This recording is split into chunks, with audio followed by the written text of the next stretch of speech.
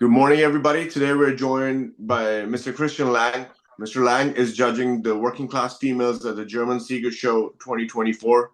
This can be called the World Sieger Show because this is the biggest stage for the German Shepherd breed.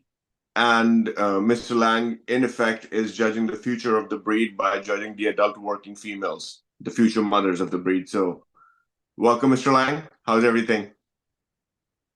Hello, nice to be here again. Everything is fine, ready for the weekend. Great.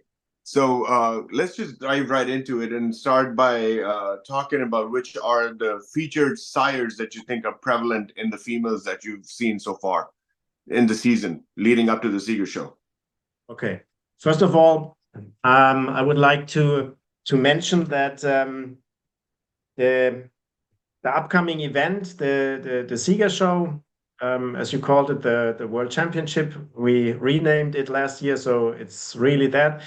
In my opinion, it's just the top of the season. The event starts, in my opinion, in the winter time with the first shows with the Sieger show judge, and it accumulates in the final appearance of the females in the ring. So from right now, I had around 315 females in the stock coat classes and around 140 females in the long stock classes to judge. We have entered around 190 stock coat females and around 75 long stock females. We will see how many will show up. But for me, it's the total number that went into competition with me, showing their females, wanting to know if there is a chance for a good placement or not. So we should not go to the point that we have around 100 in the competition next Sunday, and that's about it. No, we had then, for those who were, which I didn't see so far, so I guess it will be around 350 females in the competition, and it's the top that remains in the ring Saturday and Sunday. So that's an important thing for me to point out, because the competition starts way earlier than it's just the event itself. So yeah, this is very interesting that you point this out. So and it's always been my understanding as well. It's like there's a culmination into the Seeger show, but it is done so it's not just that one snapshot you get of the dogs. You get to see the dogs over a multiple month period repeatedly amongst multiple females, where the competition could be varied, could be the same females in the top group, could be multiple females coming from different places, different countries, let's say, depending on the area you're judging in. So the dogs can have the best possible chance for you to evaluate them, and not just that one day. So there's not like the dog has one bad day, because it is at the end of the day a breed show, not just a dog show, not a pageantry. Sure.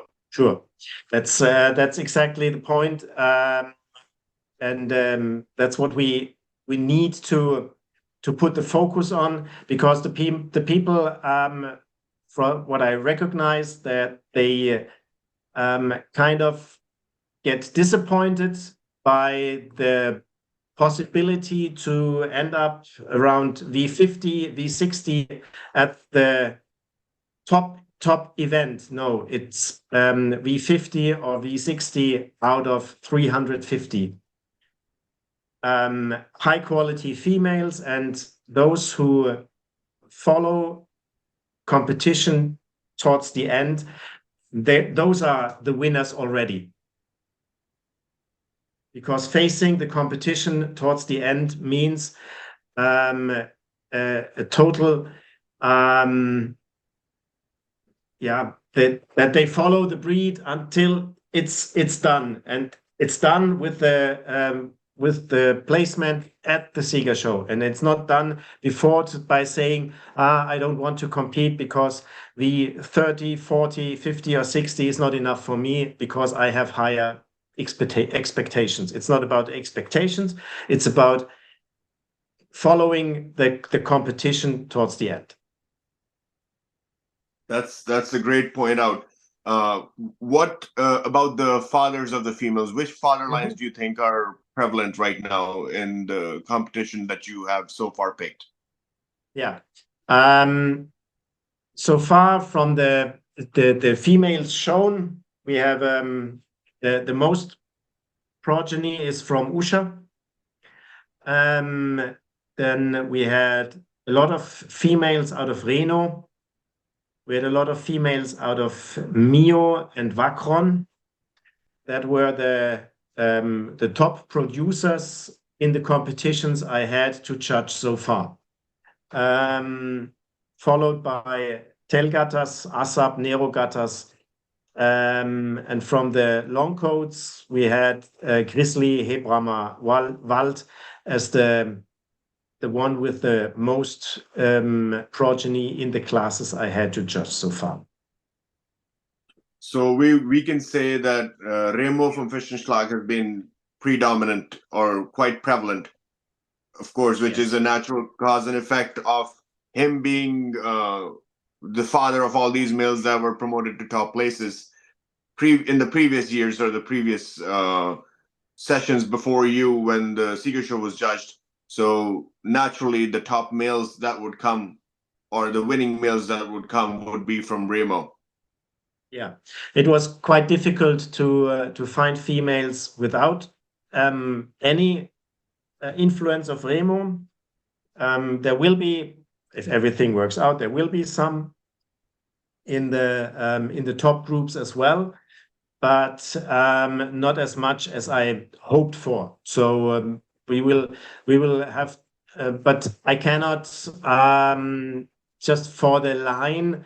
I cannot oversee the quality. Yeah, that's the point. But we have, I mean, we have 4 or 5 without any Remo, and then we have another 5 or 6 in the predicted, let's say, first 30 females without the Olita from Rathaus. So that's the stock code situation, and in the long code situation, we have in the predicted top group, we have more females without any Remo influence, but it's not close to half, no. So do you have any prevalence of dogs from yesteryear before Remo? You know, we had, at one point, we had Vegas that was very heavily featured. Before that, we had some Termados that was very heavily featured. At one point, we only saw dogs from Quen from Löheweg. Do you think we can break away from this popularity contest and we can go to males that are maybe not so popular? Or maybe it could be even from a different gene pool, let's say the Leistung dogs. Could that ever feature into a top group in the breed event where the dogs could actually be more harmonized? I know this is my pet question. I know that's your point all the time. Yeah, you see the competition when you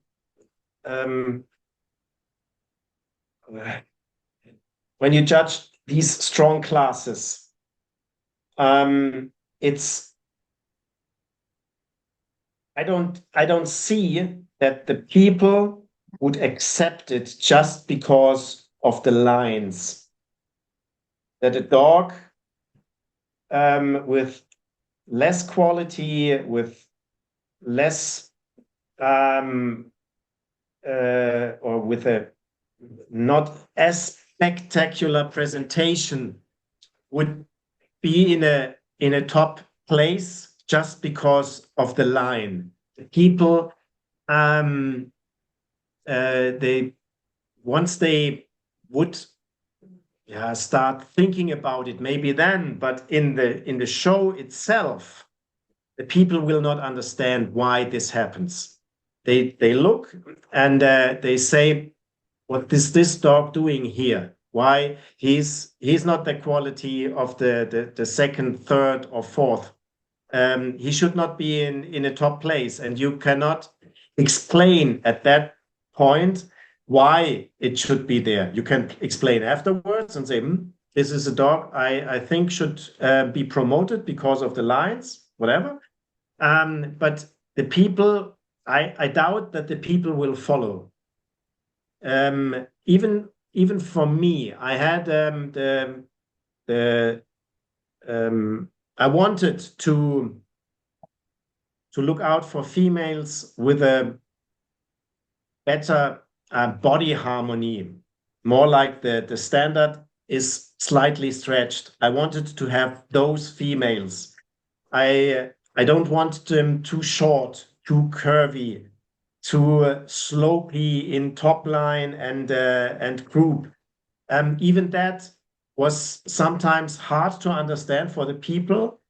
What I expect from the females. After the second or third show, I guess the people understood that I don't like those short ones with the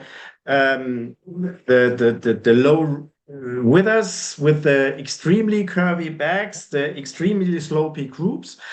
But of course, that's only my opinion. You never know if that will continue the next year, if that will continue in the head of the people or not. But I think it's the only way to that the breed will be accepted in the future. If we don't leave those extremely curvy dogs out of the picture, then there will be no acceptance in the next 5 to 10 years anymore.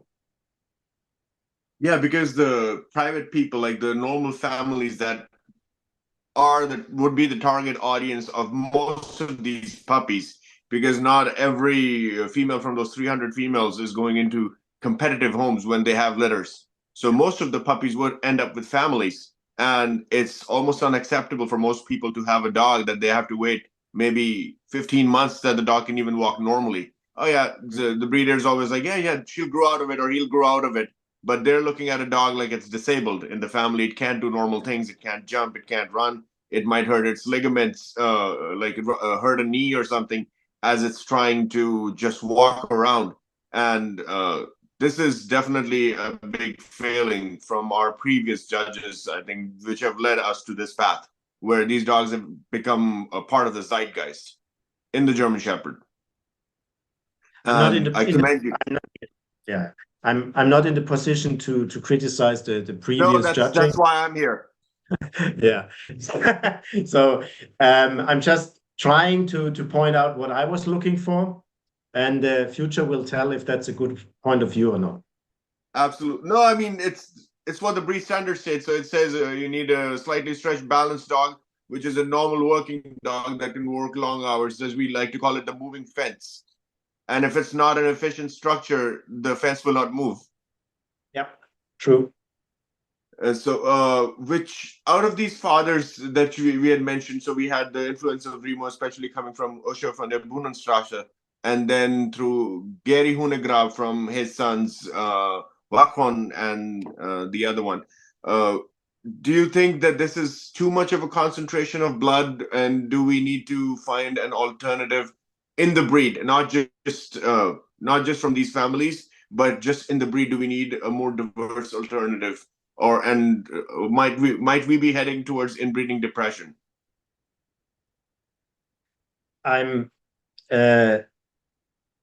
sure if we could find more variety, it definitely would be a good thing. But I just don't see where it should come from. We have some males are still out of the picture with the high concentration of Remo. But of course, the females from this side, they need to go to those, and then it's a mixture again. So we will just move it to the next generation, but the problem will still be there. But as I said already, you can't place them without if you don't have them. True, true, absolutely. And then there's no acceptance for, like you said earlier, if you're trying to do something out of the box. Like I remember when Javier Talcamarda was placed in the top 50 some dogs, and there was such a hue and cry about it because I think Mr. Meyer's point was we need to promote a dog that is the universal seeger with pronounced drives that can maybe add something to the breed, which is a part of the breed. And it was met with much skepticism. Yeah. Even Yeah, though he true. had children with the VA female with the Idul Mental, etc. Mm. And Yeah. it's always just kind of looked down upon by the mainstream in the breed. Yep. But And that's possibly what that might. Go ahead, sir. No, you go ahead. I said that possibly might be our only way out of the hole we've dug ourselves. Yeah, probably yes, but I just don't see that the people are ready for this. It's yeah, kind of like climate change. How do you think we can't leave our SUVs? Yeah. So how do you propose the leadership address this issue in the long term?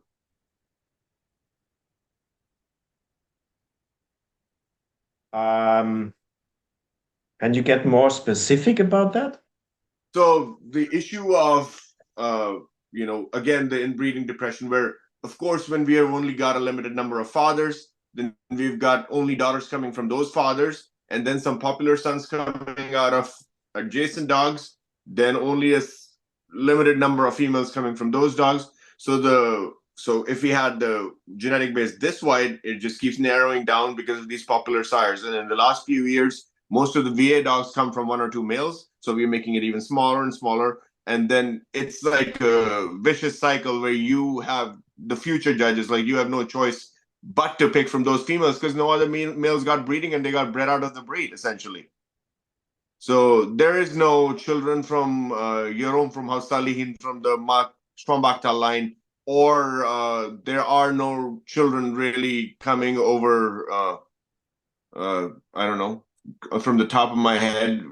We don't have anything from Rolf coming down from the Rolf line outside of the three males that were there. I'm talking about in the 40s.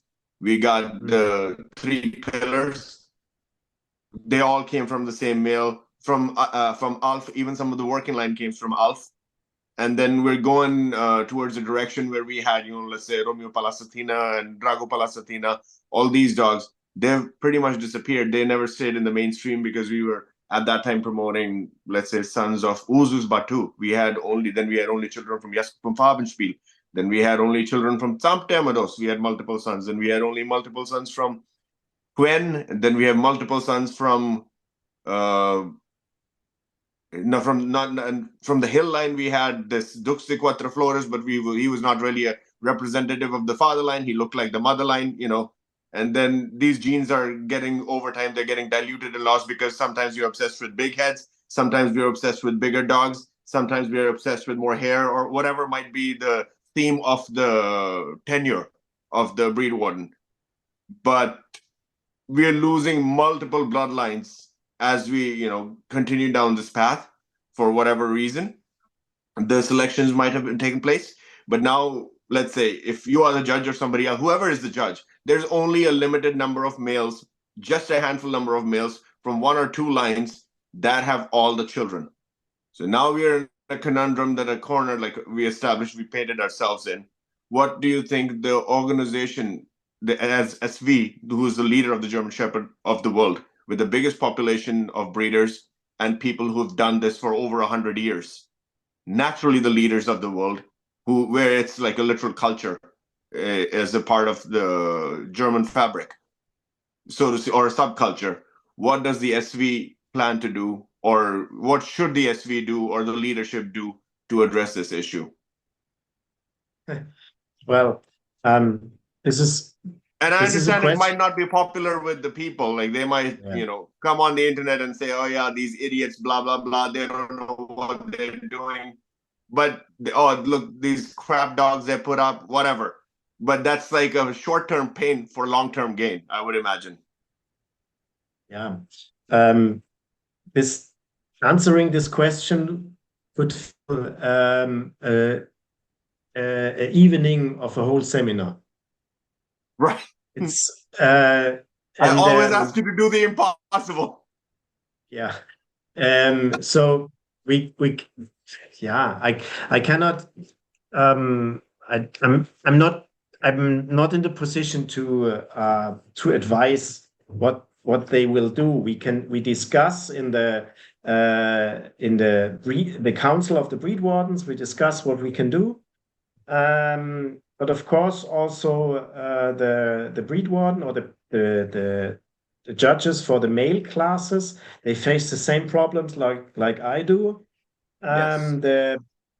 The decisions need to be accepted by the breeders, and if they don't Yeah. follow these decisions by using these males, nothing will change.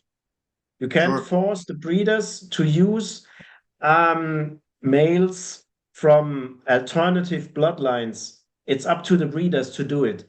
And as long as it's not in the head of the breeders that it's their responsibility to look out for the gene pool, nothing will change. We can only put we can only give advice for the breeders. But what they choose, what they pick, that's up to them. And we from now, in my opinion, now we need to the first thing we need to do is to work on the phenotype, that the phenotype is more likely acceptable again, and then we can follow or that then we can try to change also the genetic variety again. But if we cannot change everything right away. Absolutely. It's a slow and painful process, that's for sure. Because we came down this path so far, now we have to go back up that path to choose another one. Exactly. So, could we shed some light on the working ability of the females? Where do you think the working ability and the character of the female lies right now, in your opinion? And what stood out to you, and what you think could need more improvement? I guess you remember that I wanted to have the females in the individuals without leash Yes. and also without motivation toy. Yep. So at the beginning, this was quite chaotic for some people. And for me, it was quite absurd that it was so hard for some people to accept it and to follow it, because we have all these females have working titles. So it should not be that problematic to go up and down without by just saying foos. I'm not the hardliner in working, so don't get me wrong. But having a dog uh, to walk with me at Sorry, foos this command. is really funny. I'm just imagining the scene, what was going on in the rain. Oh, you can't imagine how the first shows went, and how the people looked at me like I was I was coming from Mars, asking them to do now or up and down off leash. Yeah, okay, here's the ball. No, I said no ball. And then okay. So nevertheless, I had a guy. He was actually at several shows as spectator to watch it. not for showing. He's from a different country, and he came to the first show, some in between, and also the last show. And at the last A show, he spectator. mentioned yes, at the last show, he mentioned something. He said, you could see an improvement in preparation of the females from the beginning of the season towards the end of the season. And what you also can see, if the people, that the people spend more time with their dog, because you can't perform in the ring like we expect them to perform in the ring by only doing it by pressure.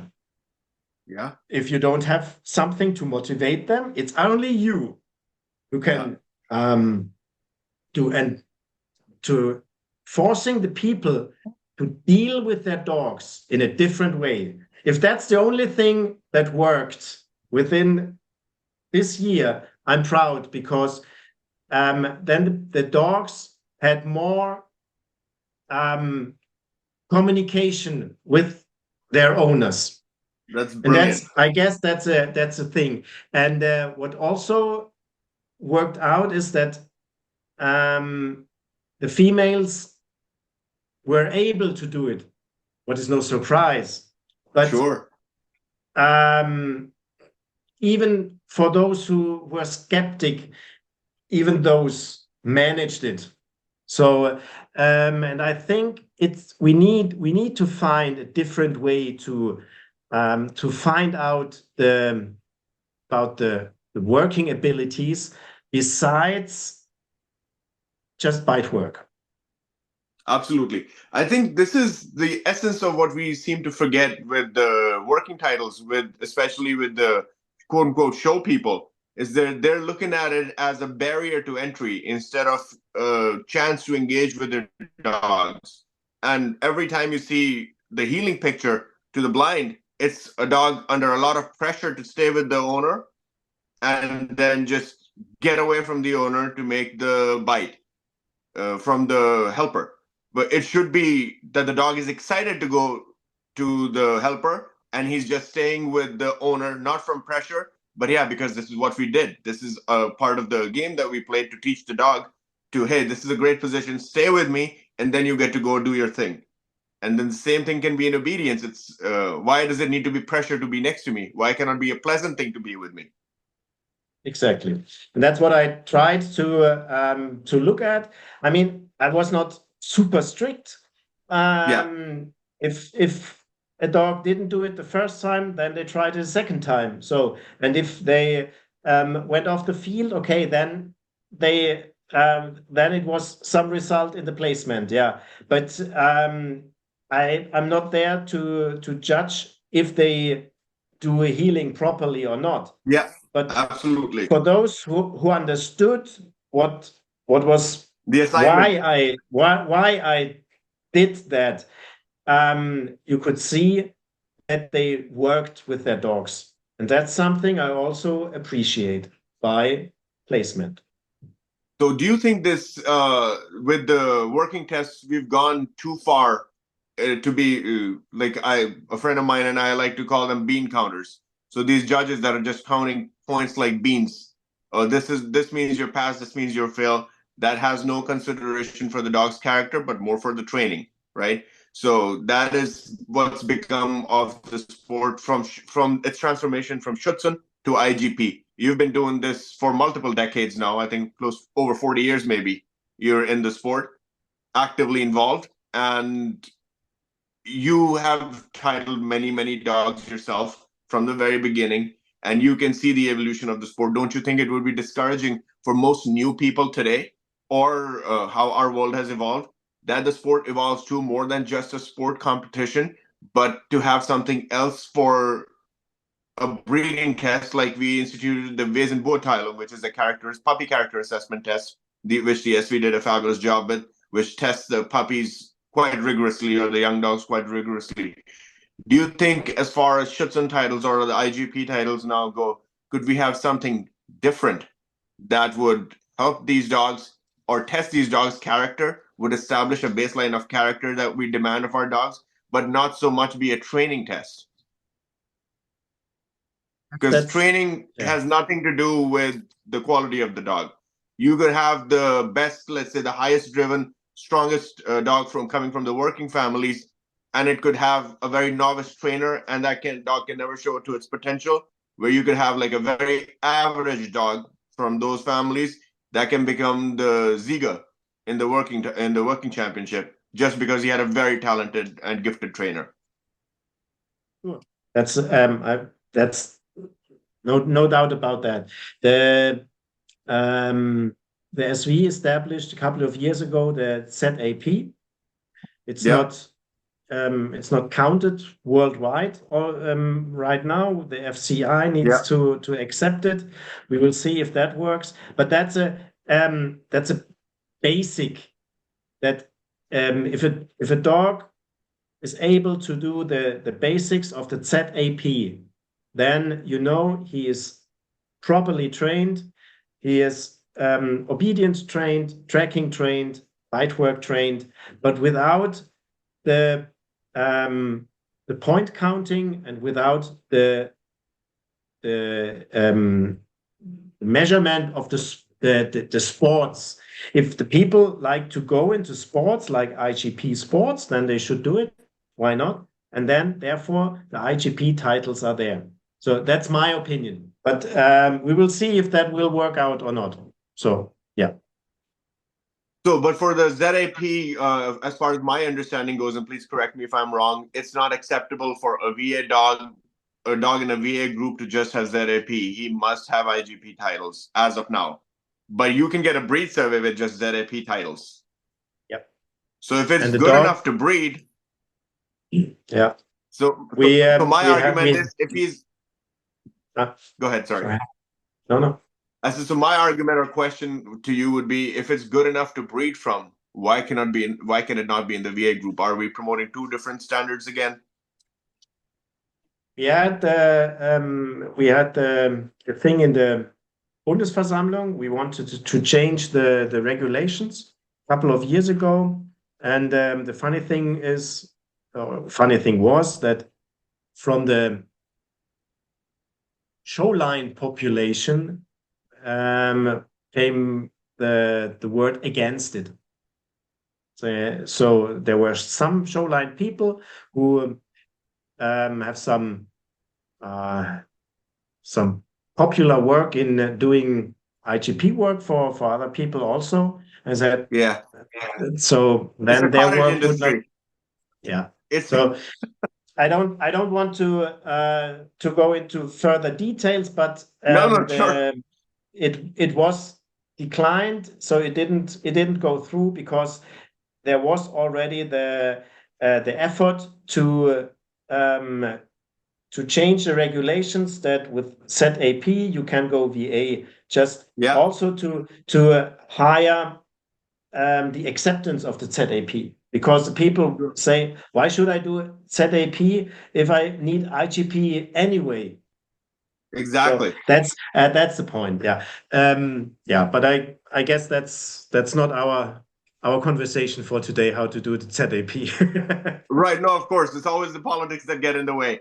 So it would be funny if those people that are against it, that they have to mandatory submit their obedience videos, especially of the aborts. Would be a funny thing to watch. So my next question would be, have you seen any children from these females that you're looking for the top group, and what kind of children are they producing, and what do you hope for the future from them? Yeah, I already pointed out that I expect the females especially when it comes to VA title, I expect them to be breeding females. And so from almost every female I consider to go for VA, I was able to see puppies.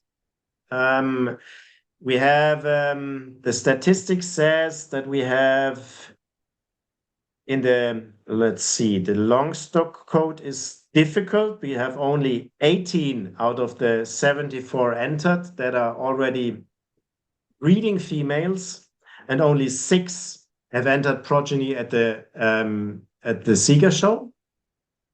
In the stock code, it's a little better. We have 64, so that's almost 1/3 of the entered females are breeding females, but it's only 28 with progeny entered on the Sieger show.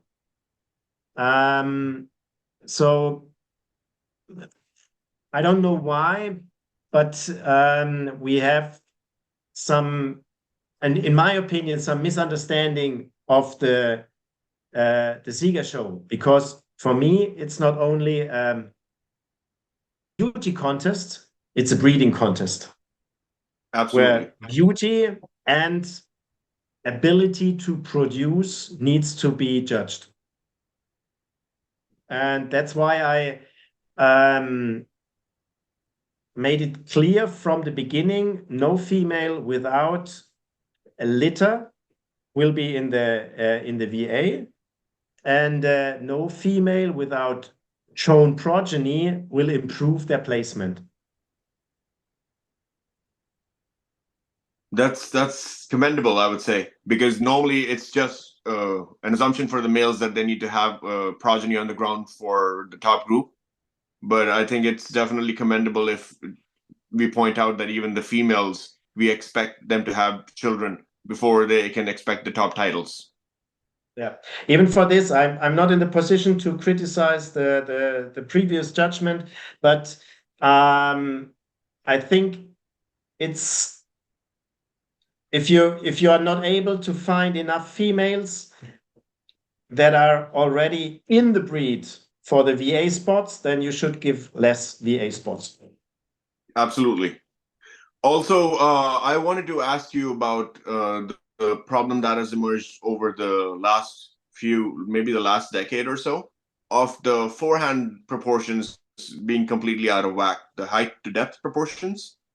So we addressed the height to length proportions and the exaggerated rear quarters with the crew falling off and dogs not being functional as a result. What would you do? You have a lot of females that have problems with the forehand proportions?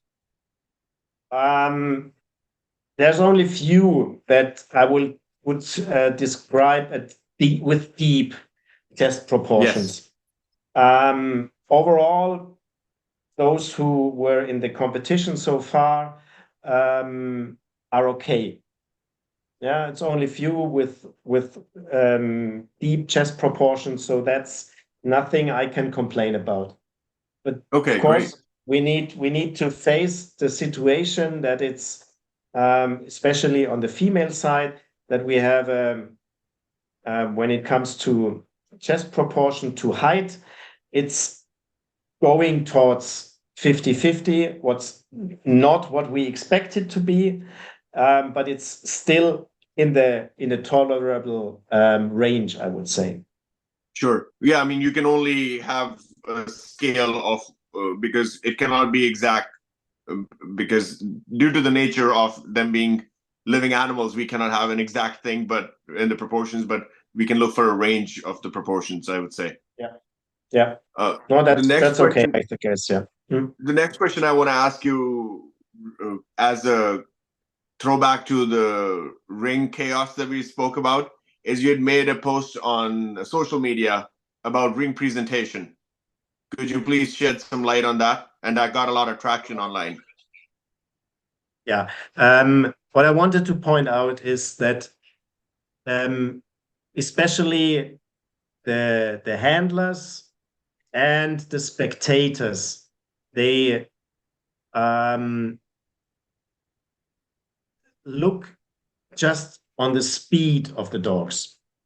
And for me, it's not the important thing. If a dog is fast, then it's okay, no problem. But I just don't want the if there's somebody older or a little handicapped and he does the off leash with his dog, that we force him to stay out of the competition. That's not okay.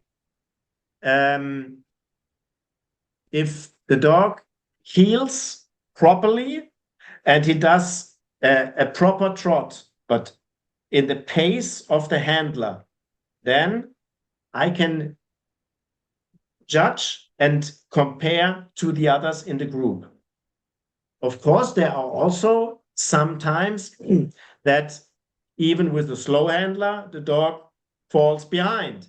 Then it has nothing to do with the handler is old or handicapped or whatever, then it's the dog. Right. Preparation or the dog himself. So, but what I just wanted to point out is that the people should stay calm and not start whistling or yelling if there is a group of 6 females and then there starts a gap because one handler is not, he is, let's say, 65 or 70 and not 30 anymore, and he cannot just speed up with them. That's Right. not okay. So, and that's something I just wanted to point out, that we need to be fair and stay fair to the people who want to compete, even when they're getting older and even when they are not that fit anymore, like we used to be 20 years ago. Sure. I can definitely sympathize with that.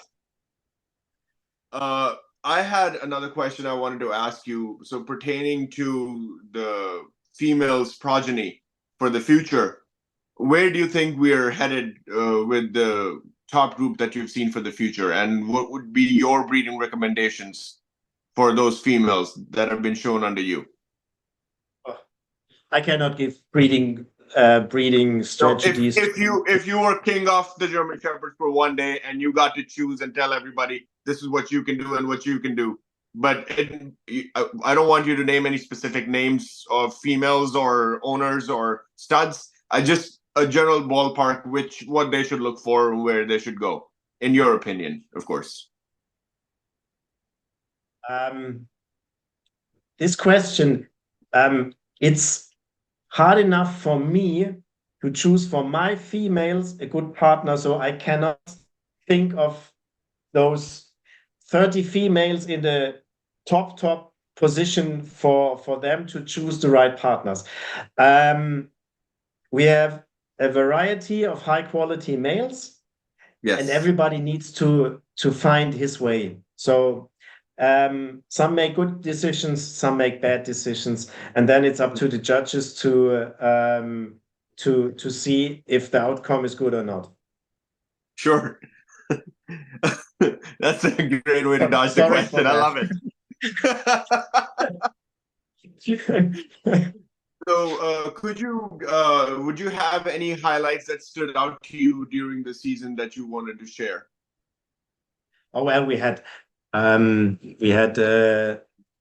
would say 3 highlight shows. Uh-huh. The Landesgruppenshow in my Landesgruppe in Württemberg was a very, very good competition with very high quality females. I would say in the first, it was 30 in the class, and we had about 20 really exceptional females. We had 2 larger ones, even larger than that one. That was the one in with Helmut Busse's club, Dümmer, with about almost 35 females, and the last Landesgruppenshow in Wimmelburg, Sachsen-Anhalt, also 35. So those were the highlight shows, of course, yeah, for the stock code classes. And it's always nice to grow with the class throughout the year, to see, okay, this female, I saw her in spring, now in summer. How did she do the work? How did she do the condition? It will also be interesting to see them next weekend, if they can, if my expectations will be fulfilled or not. So Sure. there were a lot of highlights, I would say. What I really liked is besides some not so nice appearances in the ring and outside the ring, the competition was fair. The people accepted the most of the time what my decisions were. Sure. Some discussions, okay, that's okay. That's in the nature of the competition. Not everybody is happy with what I think. Sure. So I can deal with that. I need to deal with that. So that's fine. But overall, it didn't look like the people were too disappointed, because the quality of each class was so high. I guess with these 315 females so far, I had only, I would say, a handful that were not V-rated. Sure.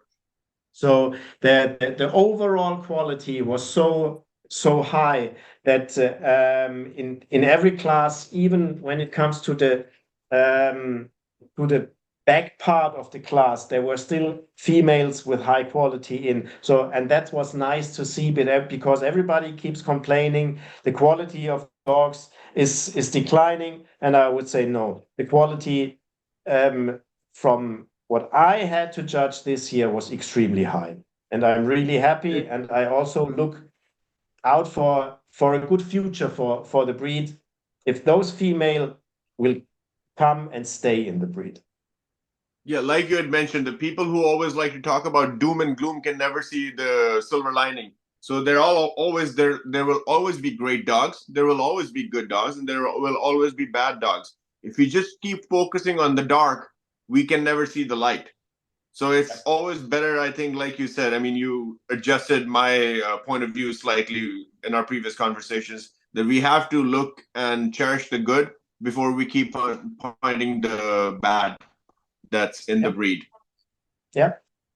And what do you think about what did you not like, really, as far as the shows went and the atmosphere went, and whether it could be the people, it could be something with the training, could be the dogs. What was something that you would pick on that we can improve? Actually, I can't complain about the sportsmanship. As I said, few exceptions, but overall that was fine. We had only few tactical shows, let's say, that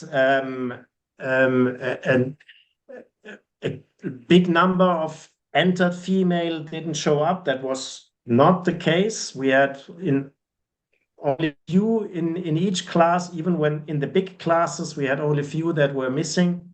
So that was good. The people accepted my what I was expecting from them with the off leash, without the motivation. Some kept asking, but most of them knew about it, and they were prepared. So that was okay. And what I also pointed out at the beginning of also one of our conversations, that I want the competition to be there, and the people were prepared for the competition. So that was okay. And I was also if some dog I expected to be better didn't do well, then he lost spots. But this doesn't mean that he cannot gain them again at the next appearance. So everything was quite okay. So I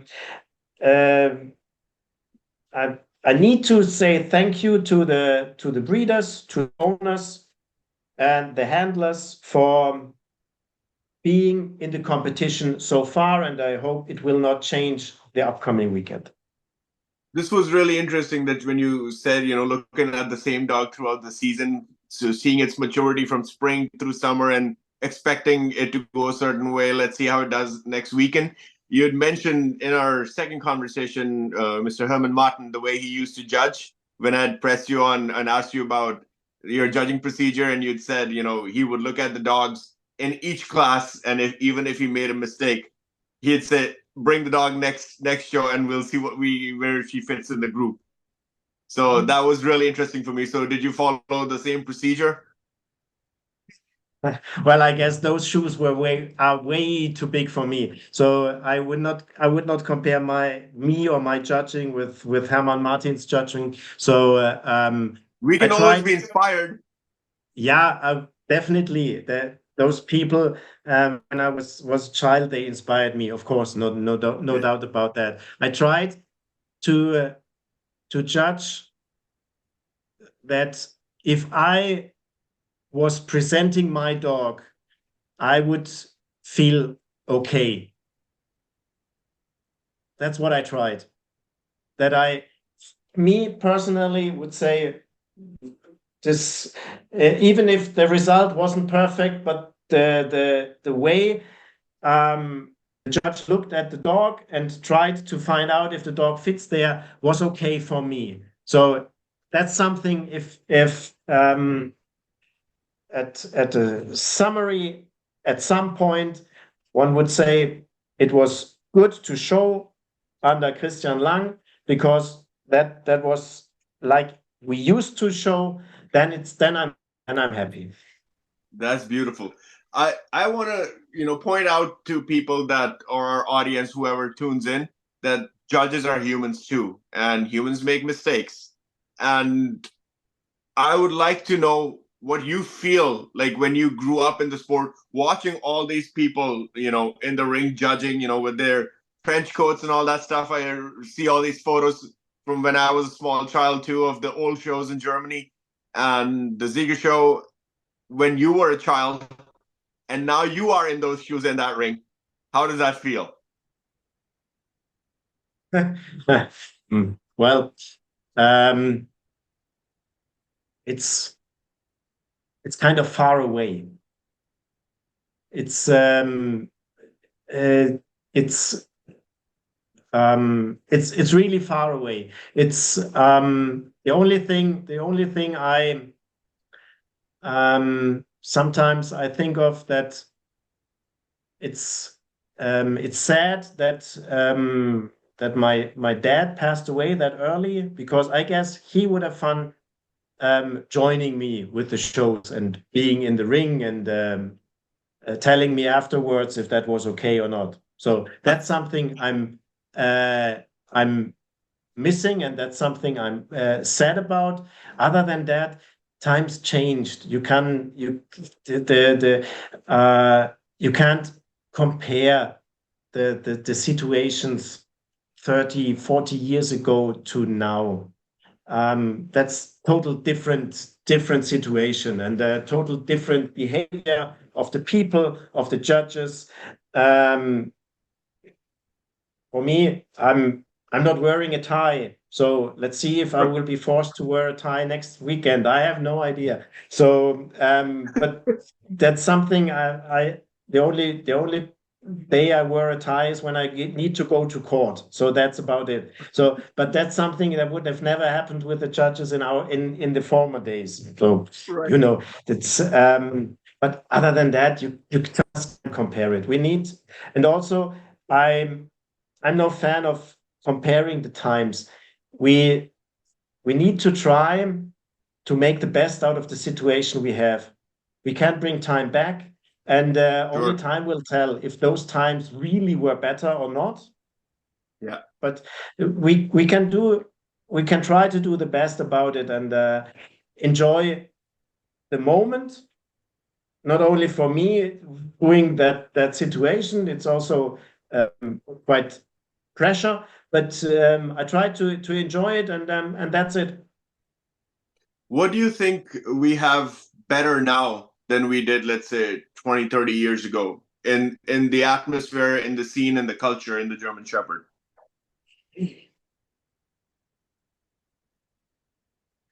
I guess the kind of communication between judge and handler. That's definitely better now. Because in former days, you hardly could talk to them. The distance was so big and so wide. I guess that is reduced. That is okay. That is a good thing. As long as it stays at a respectful way. Because everybody needs to know when it comes to the show day, it's not Pal Christian in there. It's at this time it's Judge Christian, and that's what most of the people, in my opinion, understand. That's at that day it's me judging, and if they want to show their dogs, they need to accept what I see, and afterwards it's okay. But it's not that distant like it was. So I guess that's what I think is better. And what one thing would you like to bring back from the past if you had a time machine and if you could change? 10,000 puppies more registered, 1,000 dogs more entered in the Sieger show, and in each show every Sunday at least 100 dogs more. What do you think led us to this path of decline? I mean, of course, there's many reasons, but what stands out to you as one thing that we could have done differently that would have avoided this situation? Oh, see, that's how I get you. That's again a question for another evening fulfilling seminar. It's so much what we didn't look out early enough in the past. There's so many reasons. This cannot be answered quickly. Sorry. So we have to create another one so we can chalk this spider web out. Yeah, if you want to talk to me again after the Sieger show, then we can try that. I would love to, yes, most definitely. So what's one message you would give to that young Christian, that young boy who was fascinated by the German Shepherd as a child? Now that you know all that you know now, what would you tell that child Christian to what to expect and where things would go? Just believe in what you try to achieve. That's beautiful. I think that's amazing. Thank you for that conversation, sir. It was truly my pleasure that you took the time out of your busy, heavy schedule to join me and talk about this. Thank you. It was a pleasure for me too. And all the best to you and your family. Thank you very much, sir. To you as well. Thank you.